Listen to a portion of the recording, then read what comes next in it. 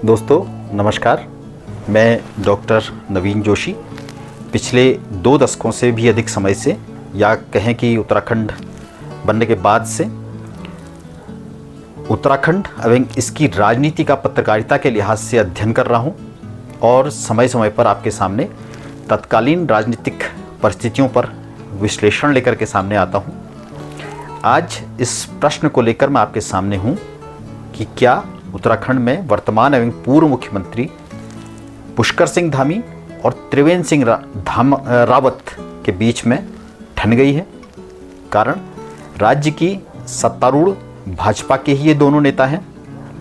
खासकर पूर्व मुख्यमंत्री और वर्तमान सांसद त्रिवेंद्र सिंह रावत की बात करें, जो राज्य की वर्तमान सरकार पर समय समय पर हमलावर नज़र आते हैं। हम सामान्यतया भी देखते हैं कि उत्तराखंड में हमेशा ही जो सत्तारूढ़ दल के साथ के भीतर ही एक विपक्ष जिंदा होता है और जो विपक्ष है वो इतना सशक्त नज़र नहीं आता है। तो त्रिवेंद्र सिंह रावत ने इधर राज्य के एक विषय को, एक दुखती रग को बल्कि हम कहेंगे कि संसद में उठाया है, यानी इसे प्रदेश से बाहर ले जाकर देश का विषय बना दिया है। और इसके बाद भी वह इसी विषय पर शेर और कुत्ते तक पहुंच गए हैं, यानी मामला गंभीर हो चला है। इससे धामी सरकार के 3 वर्ष के कार्यकाल के मनाए जा रहे जश्न के उबलते दूध में भी जैसे नींबू डाल दिया गया है, ऐसा लगता है। तो सांसद त्रिवेंद्र सिंह रावत का ताज़ा बयान राज्य के खनन जैसे संवेदनशील मुद्दे को, यानी एक तो ये हमारी राज्य की दुखती रख जैसा है, इस मुद्दे को लेकर आया है। हमने देखा है कि खनन का विषय इससे पूर्व भी एक पूर्व मुख्यमंत्री और इत्तेफाक से वो भी रावत, कांग्रेस नेता हरीश रावत, इस मुद्दे को लेकर वर्तमान मुख्यमंत्री पुष्कर सिंह धामी को कई बार निशाने पर लेते रहे हैं और धामी को वो खनन प्रिय मुख्यमंत्री तक कह चुके हैं। इसमें कई बार हमको लगता है कि जो पूर्व मुख्यमंत्री होते हैं उनको ज़्यादा विषयों की जानकारी होती है कि कहाँ क्या हो सकता है, तो इसलिए उनके जो बयान हैं उनको नज़रअंदाज नहीं किया जा सकता।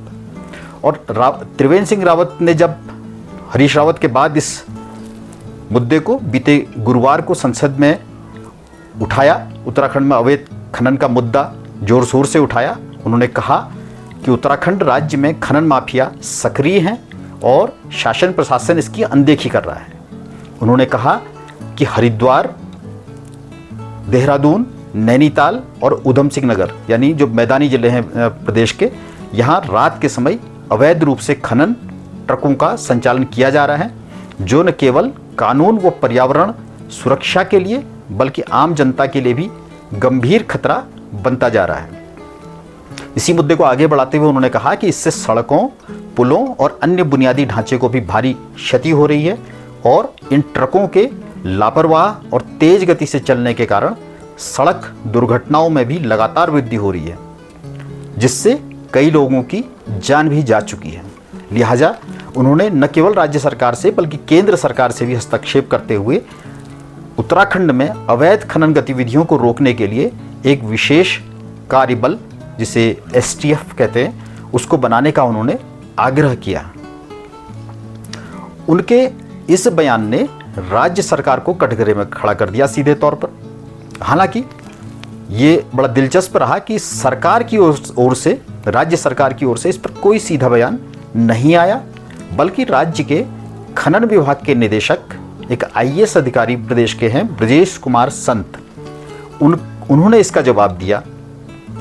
और संत ने त्रिवेंद्र सिंह रावत के बयानों पर बयान के जो उनका आरोप था उसको एक तरह से पूरी तरह खारिज करते हुए कहा कि उत्तराखंड में अवैध खनन हो रहा है या बढ़ रहा है, यह कहना पूरी तरह से निराधार, भ्रामक व असत्य है। एक अधिकारी की ओर से कहा जाना चाहिए, नहीं कहा जाना चाहिए, संसद में जो चीज़ बात उठी है ये भी एक बहस का विषय हो सकता है। बहरहाल संत ने कहा कि खनन में किसी भी तरह के भ्रष्टाचार को उन्होंने नकारते हुए कहा कि इसका सबसे बड़ा प्रमाण उत्तराखंड गठन के बाद मौजूदा वित्तीय वर्ष में अब तक की खनन राजस्व में सर्वाधिक वृद्धि दर्ज होना है। हालांकि खनन में अगर वृद्धि हो रही है तो इसको हम पूरी तरह से ये नहीं कह सकते कि अवैध खनन राज्य में नहीं हो रहा है, इसको हम नकार नहीं सकते। और इसको प्रदेश की आम जनता भी नहीं नकार सकती कि अवैध खनन नहीं हो रहा है। लेकिन खनन निदेशक हैं तो उनका शायद फर्ज बनता था, लेकिन वो एक सीमा से आगे बढ़ गए। उन्होंने यह भी बताया कि राजस्व जो बढ़ा है ये पिछले वित्तीय वर्ष की तुलना में 2 गुना से ज़्यादा हो गया है। यह पहली बार है जब खनन राजस्व के लिए तय किया गया लक्ष्य न केवल पूरा किया गया बल्कि उससे 200 करोड़ रुपये अधिक राजस्व प्राप्त किया गया है। यह खनन विभाग की उपलब्धि है। इसमें एक अलग विषय यह है कि ऐसे आरोप लगते हैं कि जो खनन को राज्य सरकार ने अपने हाथों के बजाय निजी हाथों में दे दिया है। ये भी एक बहस का अलग विषय हो सकता है। बहरहाल इस बयान को त्रिवेंद्र सिंह रावत ने राज्य सरकार की ओर से अप्रत्यक्ष जवाब के रूप में लिया और तीखी प्रतिक्रिया दी। आईएएस अधिकारी के बयान को लेकर एक महिला पत्रकार द्वारा जब उनसे पूछा गया तो त्रिवेंद्र सिंह रावत ने तीखा पलटवार करते हुए कहा, वे इस पर कुछ नहीं कहना चाहते। इसका मतलब एक अधिकारी के बयान पर, और आगे जोड़ा इसी बात को, क्योंकि शेर कुत्तों का शिकार नहीं करते। शेर कुत्तों का शिकार नहीं करते। शेर कौन है, कुत्ते कौन है, आप समझ सकते हैं। बहरहाल इस बयान को सरकार और प्रशासन पर करारा कटाक्ष माना जा रहा है। पुराने नेता इस तरह के कटाक्षों के लिए जाने जाते हैं। राजनीतिक विश्लेषकों का मानना है कि त्रिवेंद्र का यह बयान सरकार पर सीधा हमला है जिसे अधिकारी के बयान के बहाने व्यक्त किया गया है। गौरतलब है कि यह पहली बार नहीं है जब त्रिवेंद्र सिंह रावत ने धामी सरकार पर सवाल उठाए हैं। इससे पहले भी वे लोकायुक्त की नियुक्ति, भ्रष्टाचार के मुद्दे और नौकरशाही पर नियंत्रण को लेकर धामी सरकार पर हमलावर होते रहे हैं। उत्तराखंड में वर्तमान मुख्यमंत्री पुष्कर सिंह धामी और पूर्व मुख्यमंत्री त्रिवेंद्र सिंह रावत के बीच राजनीतिक तल्खी किसी से छिपी नहीं है। राजनीतिक विश्लेषकों का मानना है कि त्रिवेंद्र रावत धामी सरकार द्वारा लगातार उनकी सरकार के दौरान लिए गए कई महत्वपूर्ण फैसलों को पलटने से आहत हैं। यानी जो लगी है चोट वो दिल पर चोट लगी हुई है। धामी सरकार ने लोकायुक्त कानून, चारधाम देवस्थानम बोर्ड, नई तहसीलों की घोषणा और विभिन्न जनहित योजनाओं को जो कि त्रिवेंद्र रावत सरकार के दौरान लिए गए थे उन्हें रद्द या संशोधित किया है। और हाल में धामी सरकार ने त्रिवेंद्र सरकार के भू कानून में परिवर्तन किया है बड़ा, जिसने ऐसा लगता है कि त्रिवेंद्र रावत के धामी सरकार के विरुद्ध जो गुस्से की आग है उसमें घी डालने का काम किया। आइए जानते हैं वे प्रमुख 5 फैसले जिन्हें धामी सरकार ने पलटा। ये पार्श्वमय कारण हो सकते हैं जिस कारण से त्रिवेंद्र रावत जो है वो धामी सरकार पर नाराज नजर आ रहे हैं। इसमें से पहला फैसला है चारधाम देवस्थानम बोर्ड का भंग होना। पूर्व या कहें कि तत्कालीन मुख्यमंत्री त्रिवेंद्र सिंह रावत ने चारधाम यात्रा और मंदिरों के प्रबंधन के लिए चारधाम देवस्थानम बोर्ड का गठन किया था।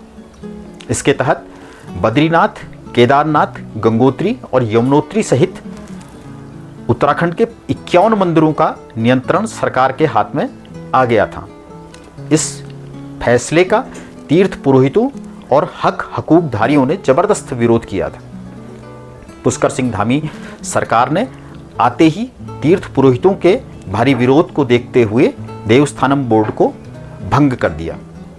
इससे तीर्थ पुरोहितों को राहत मिली और इसे धामी सरकार का बड़ा सियासी फैसला माना गया। इसके अलावा दूसरा जो फैसला, बड़ा फैसला जिसको त्रिवेंद्र रावत की सरकार का धामी सरकार पर बदलने का आरोप लगता है, वो है लोकायुक्त कानून को ठंडे बस्ते में डालना। त्रिवेंद्र सिंह रावत सरकार ने भ्रष्टाचार के खिलाफ लोकायुक्त की नियुक्ति का निर्णय लिया था। इसके लिए लोकायुक्त विधेयक बाकायदा पारित किया गया था, जिसके तहत राज्य में भ्रष्टाचार के मामलों में त्वरित कार्रवाई की व्यवस्था की गई थी। लेकिन धामी सरकार की बात करें तो धामी सरकार पर लोकायुक्त विधेयक को ठंडे बस्ते में डालने का आरोप है। सरकार ने अब तक लोकायुक्त की नियुक्ति नहीं की है, बल्कि हाल तक जो लोकायुक्त कार्यालय के कर्मचारी अधिकारी थे उनको दूसरे विभागों में समायोजित कर दिया गया था। हालांकि इधर इस बीच में उनको वापस लाया जा रहा है और जो लोकायुक्त की नियुक्ति के लिए भी सरकार जो है आगे बढ़ती हुई नजर आ रही है। बहरहाल त्रिवेंद्र सिंह रावत इसी कारण से जो लगातार लोकायुक्त की नियुक्ति होने को लेकर के सरकार पर निशाना साधते रहे हैं।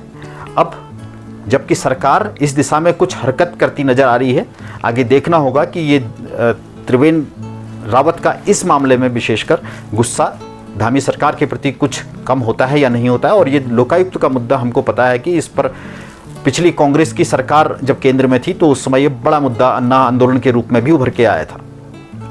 तीसरा मुद्दा है गैरसैंण को ग्रीष्मकालीन राजधानी बनाने का मामला। ये फैसला त्रिवेंद्र सिंह रावत सरकार ने लिया था। गैरसैंण को उत्तराखंड की ग्रीष्मकालीन राजधानी उन्होंने घोषित किया था। यह निर्णय राज्य के विकास और प्रशासनिक विकेंद्रीकरण के लिए लिया गया बताया गया था, बल्कि उन्होंने तो गैरसैंण को एक अलग मंडल की भी घोषणा कर दी थी। वो उसी दिन उनकी सरकार चली गई थी, ये एक अलग विषय है।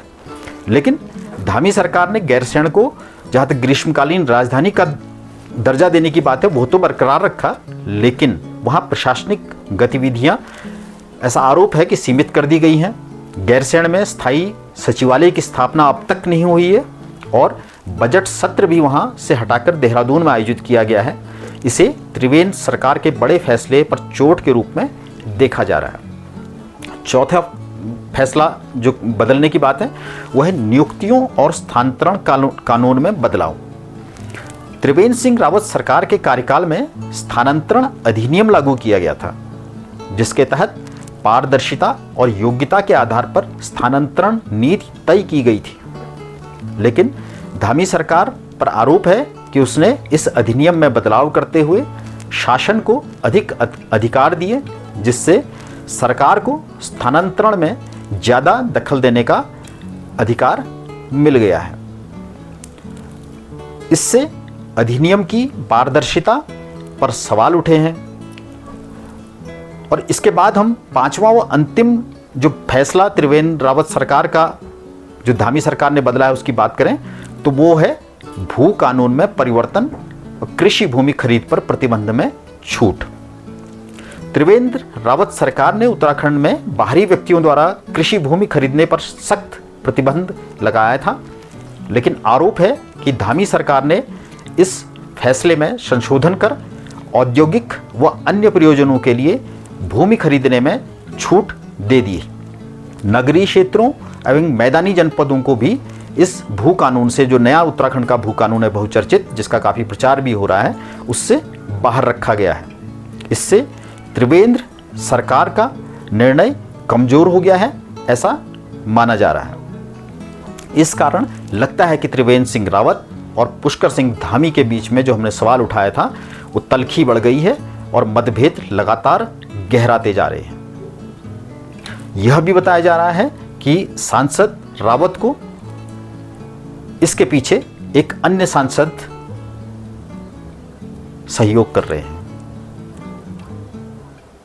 ये सांसद कौन है, इसके बारे में आपको क्या अंदाजा है वो हमें बताइएगा, और अगले अंक में हम कोशिश करेंगे कि इस बारे में आपको उनकी जानकारी देंगे कि कौन से सांसद हैं जो उनको पीछे से बैकअप कर रहे हैं। और इसी कारण से जो त्रिवेंद्र रावत जी की जो सक्रियता है, ताज़ा मुखरता है, उसको धामी सरकार के मंत्रिमंडल विस्तार के साथ सभी मंत्रियों व यहाँ तक कि मुख्यमंत्री को भी बदले जाने की जो भाजपा के भीतर से मीडिया में आई या प्लांट की गई खबरें थी जो पिछले दिनों, उनसे भी जोड़ा जा रहा है। पिछले दिनों जो खबरें आई थी वो इसके पीछे वो भी चीज़ें थी। और इधर जबकि मुख्यमंत्री धामी इस मामले में मीडिया को भी नसीहत देते देखे गए हैं कि ऐसा कुछ नहीं होने जा रहा है, तो उसका भी इसको आप समझ सकते हैं कि इसके पीछे वो कारण भी हो सकते हैं। तो इन स्थितियों में लग रहा है कि भारतीय जनता पार्टी के केंद्रीय नेतृत्व को जल्द इस मामले में हस्तक्षेप करना पड़ सकता है, अन्यथा स्थितियां हाथ से बाहर जा सकती हैं। आपको हमारी यह प्रस्तुति कैसी लगी? जैसी भी लगी कमेंट बॉक्स में बताएं, और अच्छी लगी हो तो वीडियो को लाइक करें एवं ऐसी ही प्रस्तुतियां लगातार सबसे पहले प्राप्त करने के लिए हमारे चैनल को सब्सक्राइब करें। शीघ्र ही मिलते हैं एक नई राजनीतिक विश्लेषण के साथ। तब तक के लिए आज्ञा दीजिए। नमस्कार।